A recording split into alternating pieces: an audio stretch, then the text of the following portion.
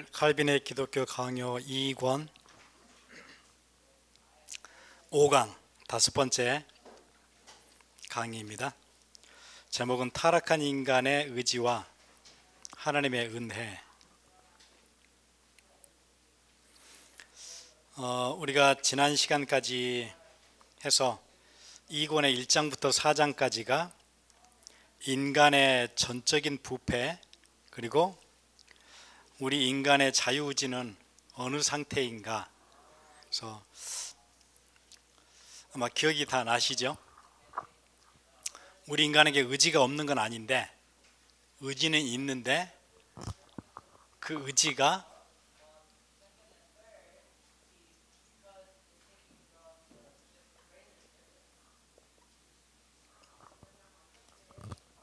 자유의지가 속박되어 있어요. 묶여 있어서 내 마음껏 자유대로 선택할 수가 없는 그 자유. 그러니까 의지가 없는 건 아니에요. 의지는 있는데 그 의지가 묶여 있어요. 그러니까 우리가 생각할 때 자유의지, 이렇게 칼빈 얘기한 대로 정리하지 않으면 우리 인간에게 자유의지가 있다. 내가 하나님을 선택할 수도 있고 하나님을 선택하지 않을 수도 있다. 그렇게 생각하는 게 우리가 가지고 있는 개념인데, 의지에 대한 개념인데, 칼빈은 그렇지 않다고 얘기해요. 우리의 의지가 속박당해서 하나님을 선택할 수는 없어요.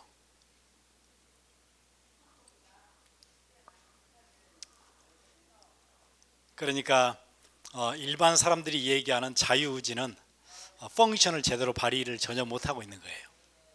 그러면 아예 의지가 없어서 그 기계처럼 딱 정해진 대로만 가야 되느냐? 그건 아니에요. 의지가 있어요. 그래서 내가 이것도 선택할 수 있고, 집에 갈 수도 있고, 영화를 보러 갈 수도 있고, 책을 볼 수도 있고, 다 할 수 있어요. 그런데 그게 속박이 돼 있어요. 그러니까 이게 지금 1장부터 4장까지 얘기해 놓고 이제 5장에 들어가서 타락한 인간의 의지와 하나님의 은혜는 어떤 관계가 있는가, 그 얘기를 하는데, 지금 이제 5장에서는 그래도 인간에게는 자유의지가 있지 않느냐 하는 의지론자들, 자유의지론자들, 또 인문주의 학자들, 또 스콜라 철학자들의 엄청난 그 반문들, 반론들을 하나씩 다 꺼내놓으면서 다 반박을 하는 굉장히 뜨거운 논쟁으로 지금 들어가고 있어요, 우리가요. 그래서 좀 쉽지 않아요. 어려운데, 그래서 인본주의자들의 생각은 뭐냐면, 우리 인간의 의지는 부패한 건 맞다. 부패한 건 맞는데 그래도 선택할 자유의지가 남아있다 라고 얘기하는 거고, 칼빈은 남아있지 않다라고 얘기하는 거예요.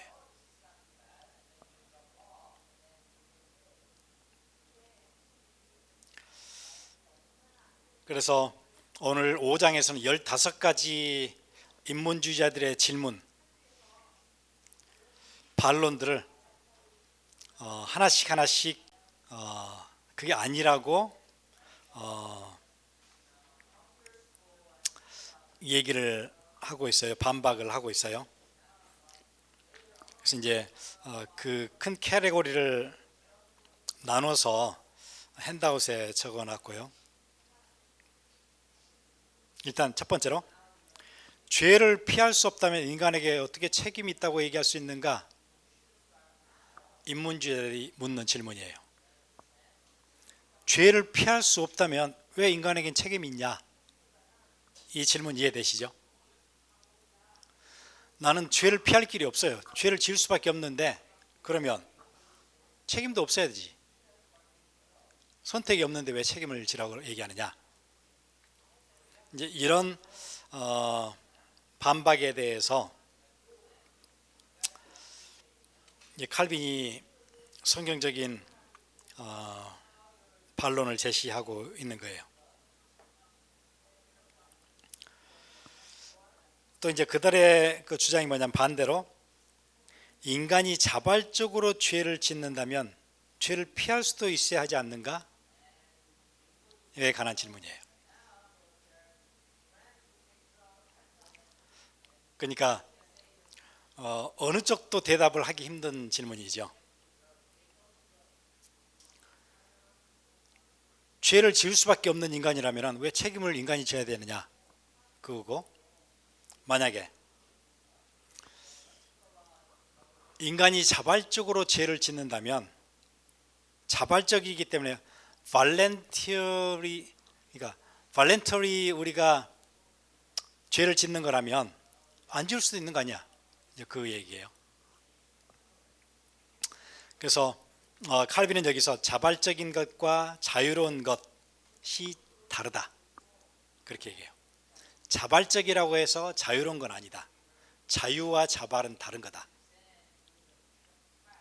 이게 이제 2장의 5권을 이해하는 가장 중요한 키가 될 거예요. 인간은 죄를 강제로 짓는 게 아니다. 누가 죄를 지으라고 막 끌고 가가지고 안 짓고 싶은데 짓기에는 그렇게 짓는 죄가 아니다. 자발적으로 짓는다, 인간은. 그러니까 책임도 인간이 져야 되는 거다. 죄를 짓는 걸 너무너무 원한다. 그래서 짓는 거다.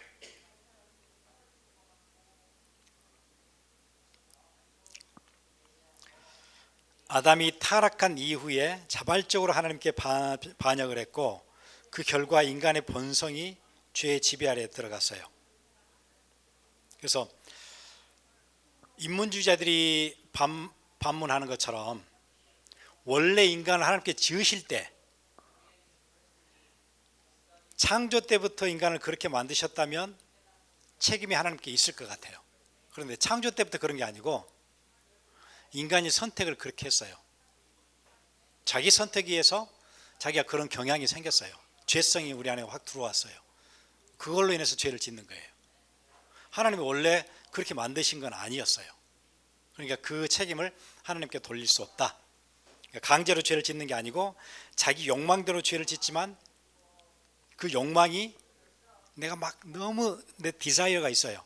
너무 하고 싶은 그게 어디에 잡혀 있냐면 죄에 잡혀 있어요.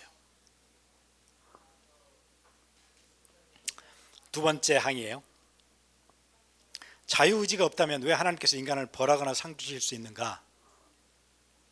나한테는 자유의지가 없어요. 그런데 왜 거기다가 벌을 주거나 상을 줄 수 있는가?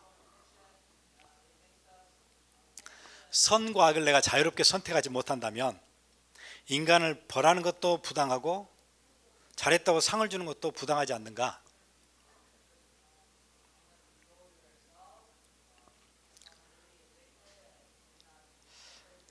나는 죄를 지을 수밖에 없었다라는 말이 죄의 책임을 피할 수 있는 건 아니다. 왜냐하면 그 죄를 원했던 사람, 행했던 사람이 누구니까요? 본인이니까. 반대로 성도가 선을 행한다고 해서 그게 자기 공로도 되지 않는 거예요. 그건 하나님의 은혜예요. 선한 행동, 의지 역시 하나님의 은혜에서 나오는 거예요.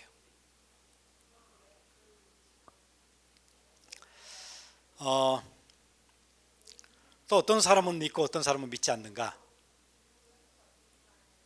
모든 인간의 본성이 똑같이 타락했다면 왜 어떤 사람은 믿고 어떤 사람은 악하게 사는가? 각 사람이 자유롭게 선택해서 그런 거 아니냐? 이제 인문주의자들의 질문이에요.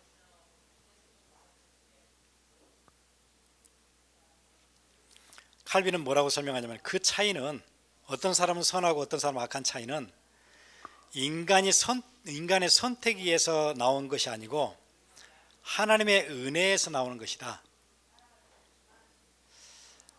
우리 인간의 악한 본성을 하나님께서 제재시켜 주신 것이다. 우리 안에서 선한 게 나온 게 아니고 악한 것이 나오는 건데 그거를 막아주신 것이다. 그러니까 그것도 하나님의 은혜다. 그 사람의 공로나 그 사람의 의의가 아니고 하나님이 막아주신 것이다.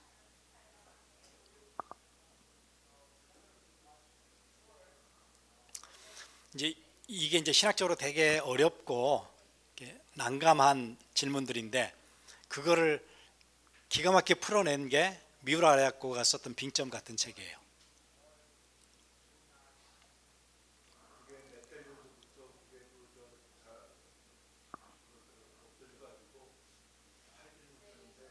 아, 지금 그래요.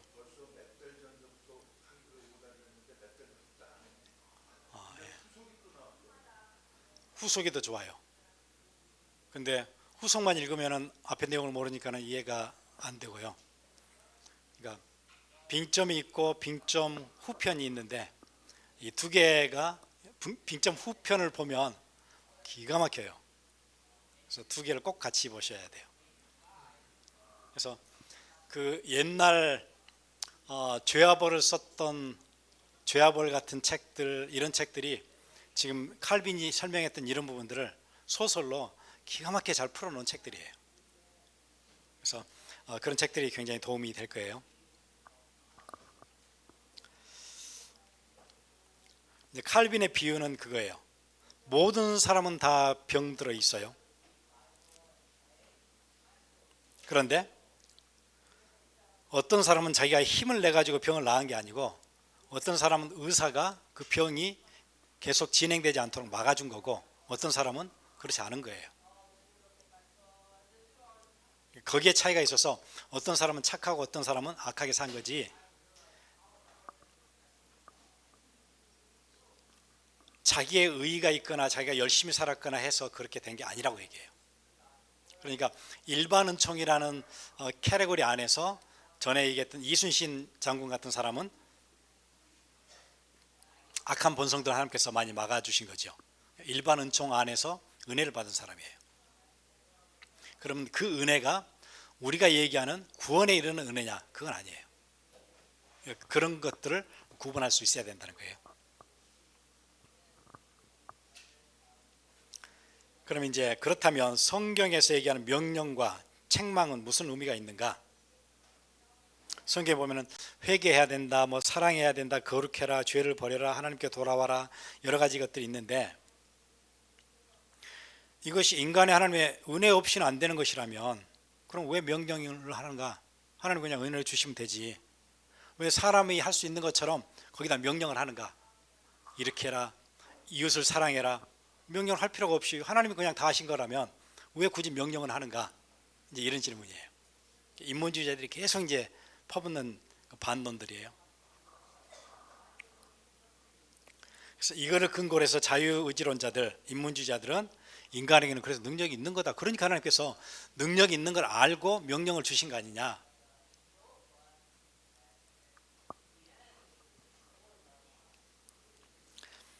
여기에서 칼빈은 그렇게 설명해요. 명령을 왜 주시는 거냐? 명령은 시켜서 하라고 주신 게 아니다. 명령을 주신 목적이 그게 아니다. 명령을 통해서 내가 뭘 원래는 했어야 되는지를 알게 해주는 거다. 명령을 주는 목적이 시켜서 하게 만들려고 하신 게 아니고 원래 이렇게 했었어야 되는데 원래 내가 이렇게 해야 되는 건데 안 되는 그거를 깨우쳐 주려고 준 게 명령이었다. 그게 명령의 기능이다.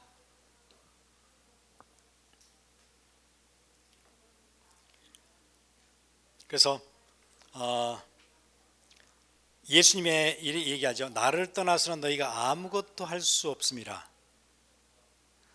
나를 떠나서 내가 돕지 않으면, 내가 막아주지 않으면 아무것도 안 돼. 착한 일을 할 수도 없고 하나님의 말씀을 지킬 수도 없고 아무것도 할 수가 없어.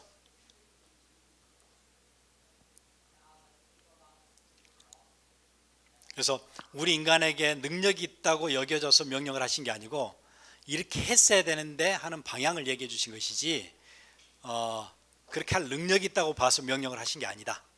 명령의 기능이 그 기능이 아니다. 성경이 그렇게 얘기한다.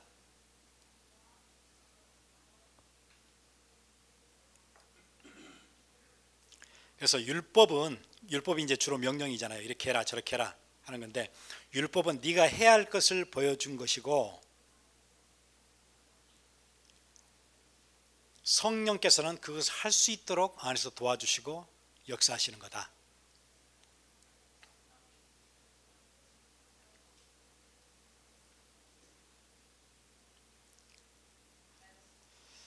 그래서 왜 할 수도 없는데 성경은 회개하라고 사랑하라고 명령하시는가에 대한 답이에요. 그래서 명령의 목적은 우리는 스스로 절대 지킬 수 없다는 것을 깨닫게 해서 하나님의 은혜 쪽으로 도망가도록 만든 거다. 아, 안 되구나, 안 돼. 그렇게 도망가도록. 전에 그런 그 비유를 든 적이 있었어요. 한국을 가고 싶어요. 한국을 가라는 명령을 내렸어요. 가려고 이제 한국하고 제일 가까운 쪽으로 가니까 어디를 가냐면 LA에서는 산타모니카를 아마 갔겠죠. 산타모니카 그 피어 끝에가 그거라 그러잖아요.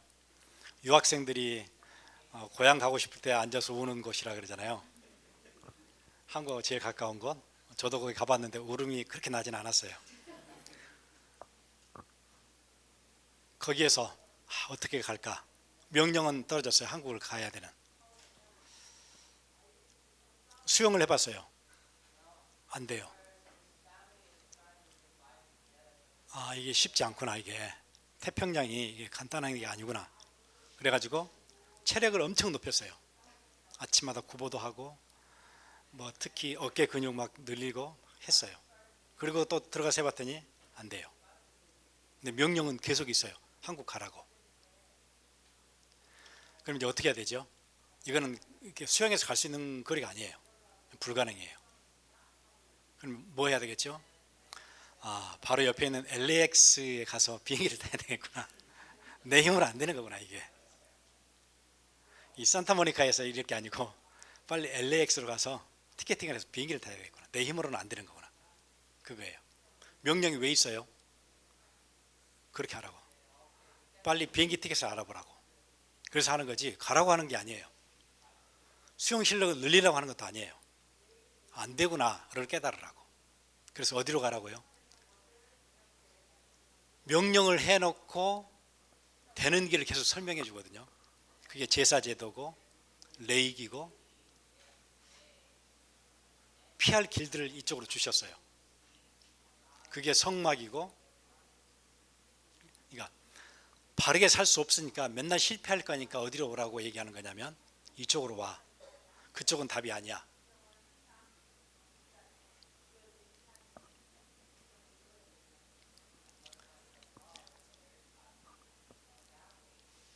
그래서 하나님이 율법으로 명령하셨다고 해서 인간이 행할 능력이 있는 것을 아시고 명령한 게 아니라는 거예요. 그래서 칼빈은 율법의 목적을 잘못 이해해서 그런 질문을 하는 거다. 단순히 너희 능력으로 이것을 해라 그런 의미가 아니고 안 되는 거구나를 깨닫게 하려고 명령을 한 것이다. 근데 기준이 없으면 안 되죠. 하나님의 기준이 있어야 되죠. 기준을 얘기해 준 거예요. 그런데 보니까 그 기준에 전혀 갈 수가 없어요. 우리 인간은요. 그러니까 네 힘으로 안 되니까 하나님의 은혜로 가야 되는 거다. 그래서 우리가 계속 기도하는 이유가 오늘 또 이제 같이 말씀 나누면서 몇 주간 같이 말씀 나누잖아요. 아, 이게 나도 모르는 사이에 여러분 그 다 경험하시지 않나요? 내가 원하는 컨텐츠가 있어가지고 그걸 이렇게 봤는데 그러고 나서는 엄청 미끄럽지 않던가요? 저는 엄청 미끄럽던데요. 걸리는 게 하나도 없이 그냥 바로 그 다음 내가 또 이게 알고리즘이 요구하는 대로 금방 가지던데요. 거기 문턱이 없어요. 걸리는 게 하나도 없어요. 너무 미끄러워요. 슉 가요. 그 다음 걸로 쭉 가요. 끝없이 가요. 어쩔 때는 어느 정도 미끄러지냐면 그런 생각 들 때 있어요. 화장실이 엄청 급해요. 그래도 그 다음 것 그러면 완전히 그거는 끌려다니는 거죠. 그걸 왜 내가 컨트롤 못해요? 안 돼요. 그러니까 우리 그 애들 그 주일학교 애들 하나는 9시간 본다 그러잖아요. 학교 다니면서 9시간 봐요. 틱톡을 9시간 봐요. 어떻게 된다는 거예요? 학교 갔다 오고 밥 먹고 하는 시간 다 빼고 9시간. 왜냐면 그 뭐가 이렇게 몇 시간 받는 가게 나온대요. 선생님들이 보니까 9시간씩 본대요.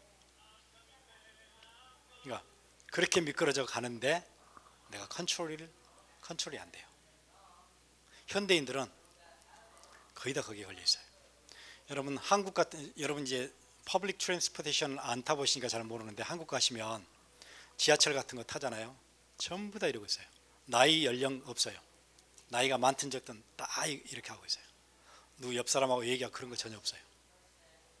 그러니까 지하철을 잠깐 타고 있는 그 틈도 들어와서 다 막아놨어요. 다 차지했어요. 그럼 진짜 유익하고 중요한 정보냐? 거의 다 아닐걸요. 현대인들이 이제 이렇게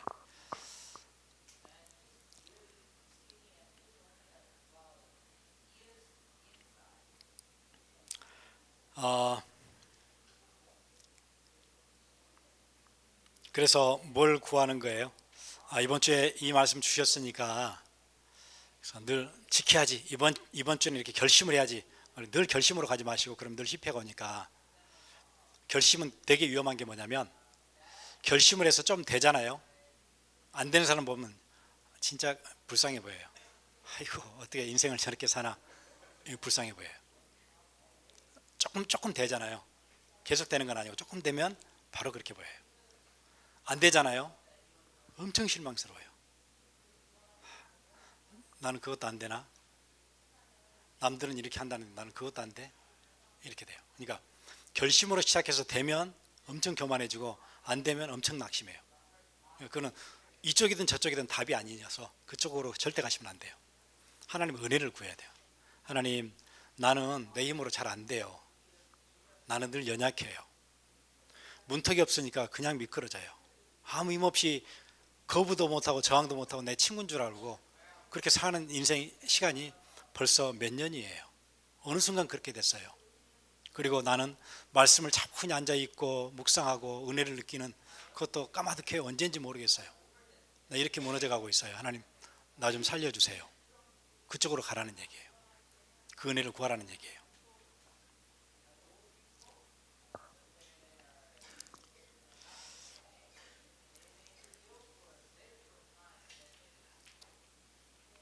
그래서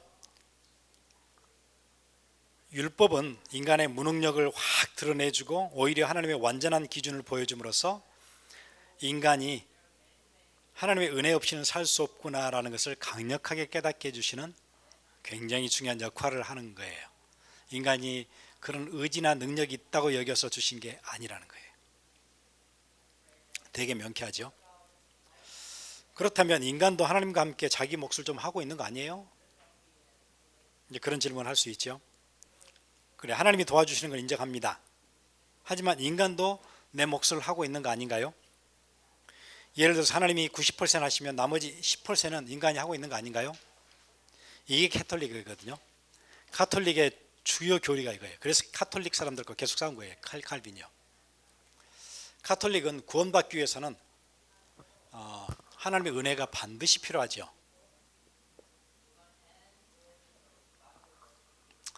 그런데 이것만 가지고는 안 돼요. 거기에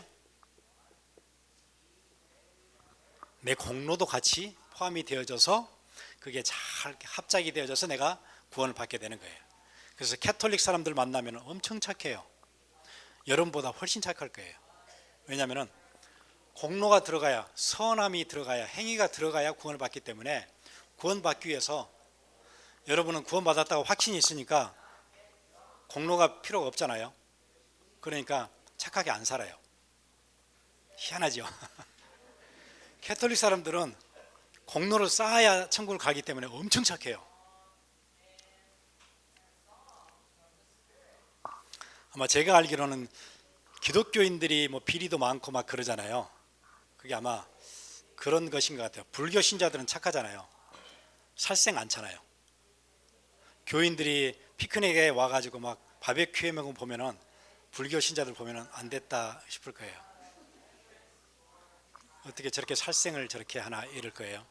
카톨릭 신자들이 교회 다니는 사람 보면 좀 제대로 좀 살지 저렇게 불량한가 이럴 거예요. 왜냐하면 공로가 들어가서 그래요. 그 사람들은.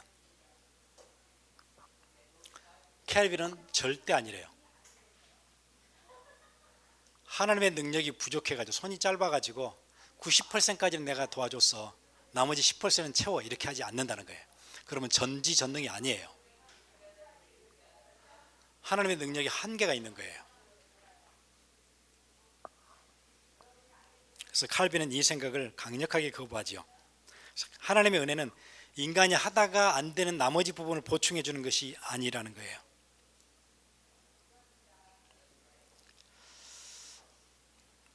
그래서 인간의 변화의 근원은 인간 안에 있는 것이 아니고 하나님께 있어요.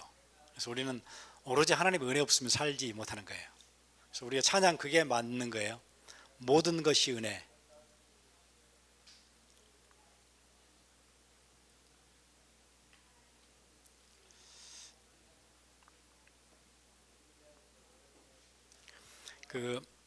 엊그제 그 해나 사모님 얘기 들으니까 그 주영이 학교에 가르치는 자기 선생님이 그 PK래요. 자기 아버지가 목사님인가 뭐 그러는 것 같아요. 그래가지고 주영이가 한 번 와서 자기 학교 선생님이 모든 것이 은혜 그 노래를 계속 듣고 있었대요. 그러니까 그럴 리가 없는데 그 한국 노래인데 선생님이 왜 그걸 그러니까 아닌 것 같은 거예요. 계속. 근데 모르죠 뭐. 그 노래가 이렇게 가사말이 좋으니까 뭐 이제 미국 사람들도 들을 수도 있을지도 모르겠는데 그 가사에 나오는 내용처럼 진짜 모든 것이 다 은혜예요. 예, 다 하나님의 은혜예요. 그게 맞아요.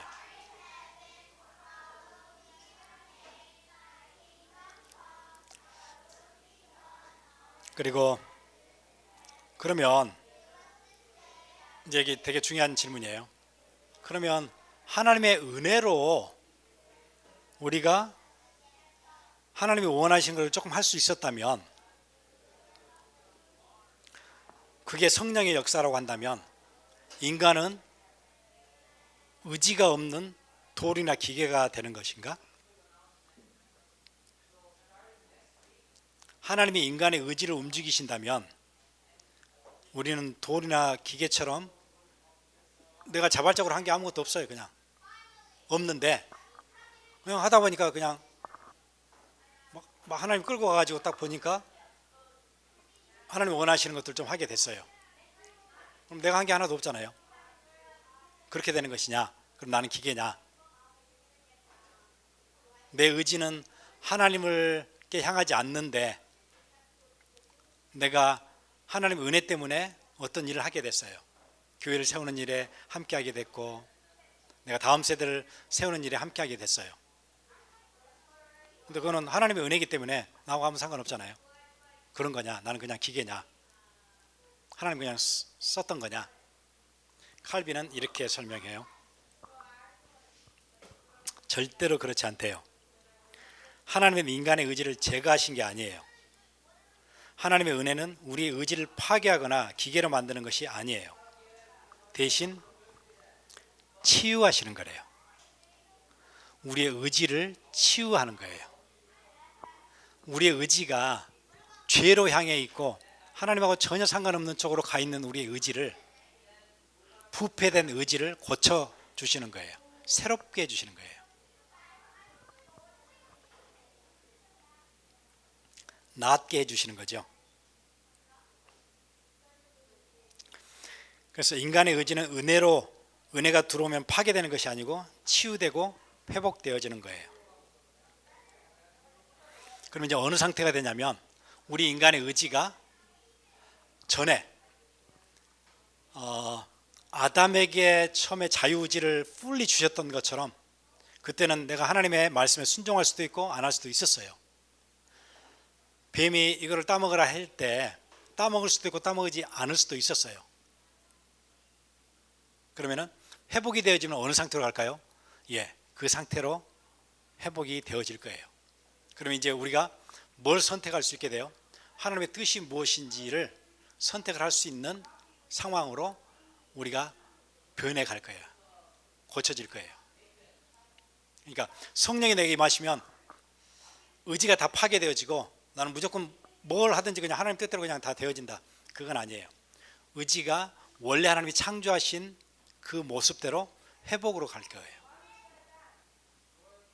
그러면은 선택이라는 게 그거잖아요. 내게 선택할 수 있게 되어지면, 내가 하나님의 뜻을 선택했을 때 내 의지가 회복되면서 내 안에 엄청난 큰 기쁨이 있겠죠.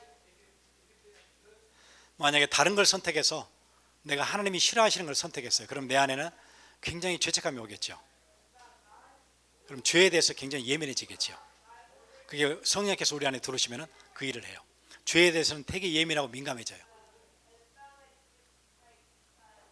그래서 옛날 사람들이 뭐라고 얘기했냐면 성인일수록 참회록을 쓴다, 그렇게 얘기했어요. 죄에 대한 감각이 살아나는 거예요. 이거는 하나님이 원하시지 않는 거야. 거기에 대해서 민감해져요. 살아나요. 그게 날이 서는 거예요. 그리고 내가 내 의지로 하나님이 원하시는 것을 하고 싶은 욕망이 생겨요. 전에는 그런 욕망이 안 생겼어요. 그런데 그 욕망이 생겨요. 하고 났더니 감사해요. 그런데 그 욕망을 누가 주셨어요? 이게 하나님께로부터 와서 하나님이 회복시킨 것이기 때문에 영광도 하나님께로 가요. 이게 이제 하나님의 원래 지으신 모습으로 조금씩 변화되어 가는, 그거를 조직신앙 용어로서는 sanctification이에요. 우리가 성화로 조금씩 가고 있는 길이에요. 우리의 의지가 회복으로 가고 있는 거예요. sanctification.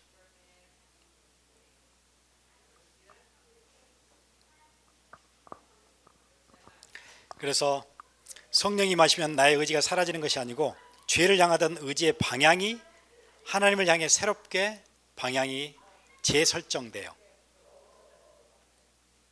그래서 성령으로 변화된 성도는 비로소 자발적으로 기쁘게 선을 원하고 또 행하게 돼요.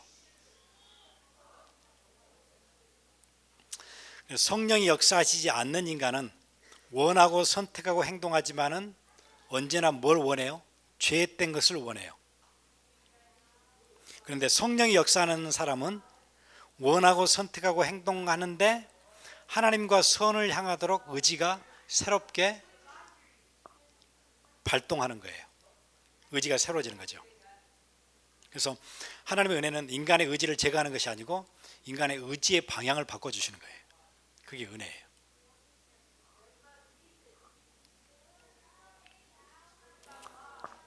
그래서 문제는 인간에게 의지가 있느냐 없느냐가 아니고 그 의지가 하나님을 향할 수 있느냐 아니냐. 전혀 하나님으로 향하지 않던 우리의 의지가 성령의 역사로 의지가 새롭게 하나님의 은혜가 임하면 하나님을 향하도록 바뀌어갈 수 있는 것.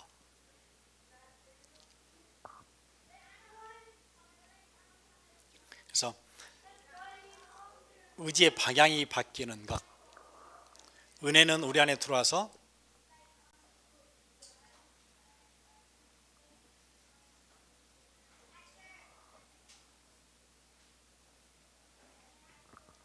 그럼 이제 우리가 이렇게 생각할 수 있죠. 목사님, 언제부턴가 나는 말씀을 들을 때 참 기쁘고 교회에서 함께 할 때 감사하고 또 우리 다음 세대를 위해서 내가 작은 수고할 때 그때도 내가 감사하고 언제부턴가 거기에서 막 뭔가 기쁨이 샘솟고 그런 일이 생겼어요. 그러면 뭐가 임한 거예요? 하나님의 은혜가 임한 거예요. 여러분 인생에. 오늘 우리는 절대 그렇게 안 돼요. 하나님의 은혜가 들어오신 거예요. 은혜를 주셔서 의지의 방향을 바꿔주신 거예요. 전에는 내가 조금만 뭐가 생기면 그걸로 나를 위해 써야 돼요. 그런데 내게 조금 여유가 생기니까 교회를 위해서, 우리 다음 세대를 위해서 내가 헌신하고 싶어져요. 그런 마음이 언제부턴가 들어왔어요. 그리고는 그렇게 흡족할 수가 없어요. 그렇게 감사할 수가 없어요. 내 의지가 전혀 그럴 수가 없는데 뭐가 들어왔어요? 은혜가 들어온 거예요. 그래서 내가 그렇게 바뀌어가고 있는 거예요. 하나님 은혜예요. 내가 교회에서 수고했는데, 일했는데 밖에서는 내가 일한 대가 안 나오면은 엄청 예민한 거잖아요. 내가 몇 시간 했는데 그거 계산해야 되는 거잖아요. 그런데 교회에서는 그렇지 않았는데 내게 기쁨이 있어요. 감사해요. 뭐가 들어와야 가능해요? 은혜가 들어와야 가능해요. 반대로 은혜가 빠져나가잖아요. 그러면은 내가 했던 일들에 대한 보상이 안 오면은 굉장히 신경이 나요. 누가 안 알아주면 굉장히 기분 나빠요. 그럼 우리가 금방 판단해요. 아, 은혜가 빠져나갔구나. 은혜가 필요하구나. 금방 그렇게 확인할 수 있게 돼요. 그래서 오늘 조금 디베이트들이 조금 까다롭고 개념이 조금 혼란스럽긴 한데 이 부분들에 대해서 칼빈이 인문주의자들과 긴 논쟁으로 이제 정리를 해볼게요. 인간에게 의지가 있는가? 칼빈은 있다. 그러면 인간은 자기가 원하는 대로 선택할 수 있는가? 그렇다. 인간은 강제로 죄를 짓는가? 아니다.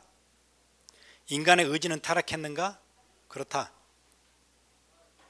인간이 자연적인 사회적인 선을 행할 수 있는가? 가능하다. 예, 남을 도와줄 수도 있고 부모를 공경할 수도 있고 자식을 사랑하기도 하고 이웃을 돕기도 하고 가능하다. 그러면 인간이 자기 힘으로 하나님께 돌아갈 수 있는가? 안 된다. 그 영역하고 영적으로 하나님께 돌아가는 것은 막혀 있다. 의지의 방향이 절대 그쪽으로는 안 간다. 그러면 인간이 스스로 구원을 선택할 수 있는가? 없다. 그러면 그런 인간에게 성령이 우리 안에 들어와서 그러면 그 의지를 파괴시켜서 그냥 하나님 막 끌고 가시는 건가? 그건 아니다. 그럼 성령을 오셔서 뭘 하시는 건가? 우리의 의지를 새롭게 하고 방향을 하나님께로 바꾸신다. 그러면 중생한 사람, 본어게인 된 사람은 실제로 선을 행할 수 있는가? 그렇다. 왜냐하면 우리가 선택을 할 수 있게 돼요. 왜냐하면 의지가 회복되니까. 아담에게 처음에 주셨던 자유의지로 회복이 가능하니까. 그러니까 의지가 회복되어져서 아담의 상태로 가고 있다고 해도 우리는 순간순간 우리의 죄의 본질이라는 게 있잖아요. 그래서 순간순간은 늘 뭘 선택해요? 금방 이익 생각나고. 처음에 막 말씀 듣고 기도할 때는 진짜 나 교회를 위해서 이거 해야지 했는데 집에 가면서 운전하면서 생각해보니까 그러면 손해인데 이게 바로 올라오죠. 내가 이거 미쳤나 봐 이거. 이게 바로 올라와요. 그럼 손해나지. 이게 바로 올라와요. 그래서 옛날 목사님들이 그랬어요. 처음에 떠오르는 생각 그걸 잡아라. 그게 성령의 음성이고 뒤에 떠오르는 생각은 그건 네 욕심이 올라오는 생각이다. 옛날에 아나니아 삽비라 그랬잖아요. 나도 해야 되는 거 아닌가 했는데 땅 팔고 났더니 미쳤나 봐. 그렇게 되잖아요. 그래서 우리가 이제 이렇게 선택을 할 수 있게 돼요. 의지가 자유로워지는 거예요. 중생한 사람은 실제로 선을 행하는가? 그렇다. 그 선행의 궁극적인 근원, 소스는 누가 주는 것인가? 그건 하나님께로부터 온다. 그게 이 굉장히 그 난해한 인문주의자들의 반론을 칼빈이 이렇게 정리를 해줬습니다. 우리 같이 기도하겠습니다.